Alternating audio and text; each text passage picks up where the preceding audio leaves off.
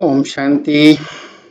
आज 1/11/1970 की मुरली, अव्यक्त मुरली का अध्ययन करेंगे, मनन चिंतन करेंगे और तीव्र पुरुषार्थ के लिए बाप दादा ने जो शिक्षाएं दी हैं उसको जीवन में कैसे धारण करें, उसके ऊपर अमल करने की कोशिश करेंगे, प्रयत्न करेंगे और आत्मसात करेंगे। आज की मुरली का हेडिंग है बाप समान बनने की युक्तियां। बाप समान बनने की युक्तियां। आज हिम्मते बच्चे मददे बाप का प्रत्यक्ष सबूत देख रहे हैं। जो गायन है उसका साकार रूप देख रहे हैं। एक कदम बच्चे आगे आते हैं तो 1000 गुना बाप भी कितना दूर से सन्मुख आते हैं। आप कितना माइल से आए हो, बाप दादा कितना दूर से आए हैं। प्रश्न पूछ रहे हैं बच्चों से, हम बच्चों से, आप कितने माइल से आए हो, बाप दादा कितना दूर से आए हैं। ज्यादा से नहीं कौन, बच्चे व बाप। इसमें भी बाप बच्चों को आगे बढ़ाते हैं। अभी भी इस पुरानी दुनिया में बाप से ज्यादा आकर्षण करने वाली वस्तु क्या है? अभी भी इस पुरानी दुनिया में बाप से ज्यादा आकर्षण करने वाली वस्तु क्या है? जब मालूम पड़ गया कि यह पुरानी दुनिया है, सर्व संबंध, सर्व संपत्ति, सर्व पदार्थ अल्पकाल और दिखावा मात्र है। यह पुरानी दुनिया है, सर्व संबंध, सर्व संपत्ति, सर्व पदार्थ अल्पकाल और दिखावा मात्र है। फिर भी धोखा क्यों खाते हो, लिप्त क्यों होते हो?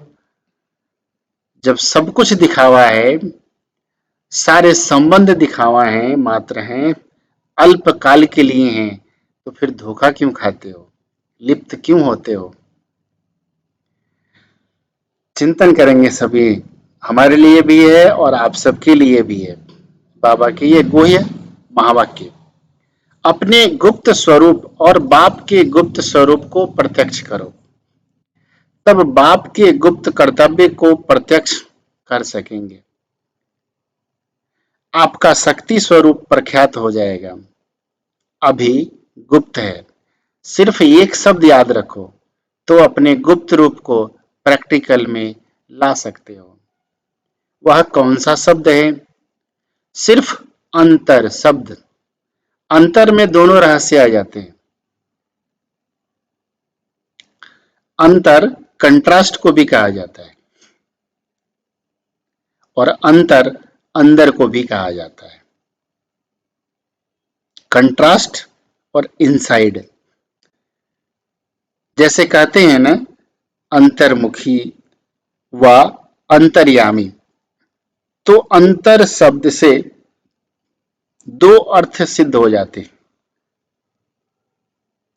अंतर शब्द याद आने से एक तो हर एक बात का कंट्रास्ट करेंगे कि यह श्रेष्ठ है व नहीं, डिफरेंस पता लगता है। अंतर बताते हैं ना किसी चीज का, अंतर, ये अच्छा है, ये बुरा है, ये खराब है, ये अंतर है। दूसरा, अंतर की स्थिति में रहने से व अंतर स्वरूप में स्थित होने से आपका गुप्त स्वरूप प्रत्यक्ष हो जाएगा। अंतर, एक शब्द को याद रखने से जीवन को बदल सकते हो। अंतर शब्द को, एक कंट्रास्ट, दूसरा इनसाइड, जीवन बदल सकते हैं। एक शब्द में कितनी जादू है ना। अभी जैसे समय की रफ्तार चल रही है, उसी प्रमाण अभी यह पांव पृथ्वी पर नहीं रहने चाहिए। कौन सा पांव? स्थूल पांव तो नहीं है ना, बाबा स्थूल पांव की बात नहीं कर रहा है। जिससे याद की यात्रा करते हो। कहावत है ना कि फरिश्तों के पांव पृथ्वी पर नहीं होते, तो अभी यह बुद्धि पृथ्वी अर्थात प्रकृति के आकर्षण से परे हो जाएंगी। कितना गुह्य रहस्य समझा रहा है बाबा। फरिश्तों के पांव पृथ्वी पर नहीं होते हैं, इसका भाव क्या है? बुद्धि, यह बुद्धि पृथ्वी अर्थात प्रकृति के आकर्षण से परे हो जाएंगी, फिर कोई भी चीज नीचे नहीं ला सकती हैं। फिर प्रकृति को अधीन करने वाले हो जाएंगे, न प्रकृति के अधीन होने वाले, न कि प्रकृति के अधीन होने वाले। जैसे साइंस वाले आज प्रयत्न कर रहे हैं पृथ्वी से परे जाने के लिए, वैसे ही साइलेंस की शक्ति से इस प्रकृति के आकर्षण से परे जब चाहे तब आधार ले, न कि प्रकृति जब चाहे तब अधीन कर दे। तो ऐसी स्थिति कहां तक बनी है? अभी तो बाप दादा साथ चलने के लिए सूक्ष्म वतन में अपना कर्तव्य कर रहे हैं, लेकिन यह भी कब तक? 1970 में बाबा ने पूछा, लेकिन यह भी कब तक? जाना तो अपने ही घर में है ना। इसलिए अभी जल्दी जल्दी अपने को ऊपर की स्थिति में स्थित करने का प्रयत्न करो। साथ चलना, साथ रहना और फिर साथ में राज्य करना है ना। साथ कैसे होगा? समान बनने से। समान नहीं बनेंगे तो साथ कैसे होगा?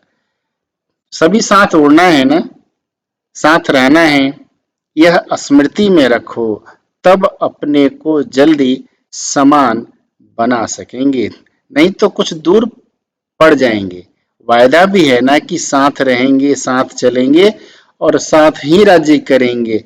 सिर्फ राज्य करने समय बाप गुप्त हो जाते हैं, तो साथ कैसे रहेंगे? समान बनने से ना। समानता कैसे लाएंगे? साकार बाप के समान बनने से। अभी बाप दादा कहते हो ना, उनमें समानता कैसे हुई? समर्पणता से समानता सेकंड में आई। ऐसे समर्पण करने की शक्ति चाहिए। जब समर्पण कर दिया तो फिर अपना व अन्य का अधिकार समाप्त हो जाता है। जैसे किसको कोई चीज दी जाती है तो फिर अपना अधिकार और अन्य का अधिकार समाप्त हो जाता है। अगर अन्य कोई अधिकार रखे भी तो उसको क्या कहेंगे? यह तो मैंने समर्पण कर ली। ऐसे हर वस्तु सर्व समर्पण करने के बाद अपना व दूसरों का अधिकार रह कैसे सकता है? जब तक अपना व अन्य का अधिकार रहता है तो इससे सिद्ध है कि सर्व समर्पण में कमी है। अपना समझते हो इसका मतलब कि समर्पण नहीं किया है, इसलिए समानता नहीं आती है। जो सोच सोच कर समर्पण करते हैं, जो सोच सोच कर समर्पण करते हैं, उनकी रिजल्ट अब भी पुरुषार्थ में वही सोच अर्थात संकल्प विघ्न रूप बनते हैं। समर्पण करने में जो सोचते हैं ना और सोच सोच कर समर्पण करते हैं, उनके संकल्प ही उनके विघ्न रूप बन जाते हैं और बनते रहते हैं। समझा? अच्छा, ओम शांति। ओम शांति।